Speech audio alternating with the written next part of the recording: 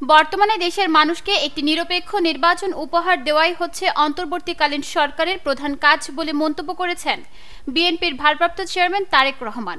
তিনি বলেছেন, অন্তর্বর্তীকালীন সরকারের প্রধান কাজ হচ্ছে দেশের মানুষের প্রত্যাশা অনুযায়ী একটি নিরপেক্ষ ও স্বচ্ছ নির্বাচন উপহার দেওয়া।